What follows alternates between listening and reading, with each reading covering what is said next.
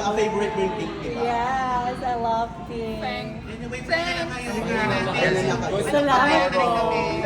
Yazini, mayroong video with Isabella na nabunggo mo raw siya. Can Actually, you I was clarify? already sobbing that time kasi I didn't want to show the judges, diba, na umiiyak ako. At tapos sobrang sira na yung makeup ko that time. Tapos nabunggo ko pala siya kasi ang sick nung daan. Pero sabi ko, sorry. Tapos hindi ako nakita, hindi na ako nahagip ng camera, of course. And you're running, kasi ayaw mo makitang umiyak. Oo, kasi of course that's a sign of weakness and strength at the same time. But technically, hindi magkaibigan pa rin kami hanggang ngayon. Nag-sorry ulit ako sa kanya pagkalabas niya. You know what? Yung pag-iyak mo, matagal mong kinip-kip eh. Oo. Matagal mo Hanggang kumain kami, umiyak pa rin siya. Naiyakan kami nila mo.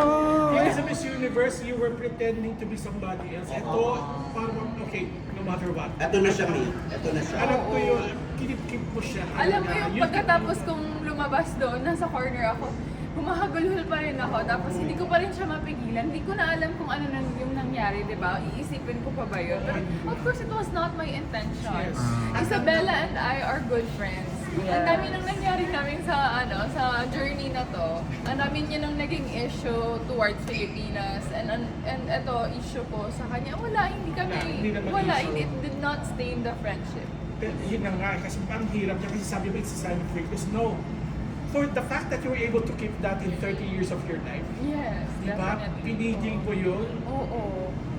I was finally arriving to my destination. With your sister. With my sister, of course, definitely. Right? Pero isa Correct? Correct? kasi nahihirap. Well, umi-emote ako dito. Umaawra siya. Isa lang na dyan ka nga. Nga po, ba't ka daw nakanganga doon? Kursyado pa. Sa langka. Yan.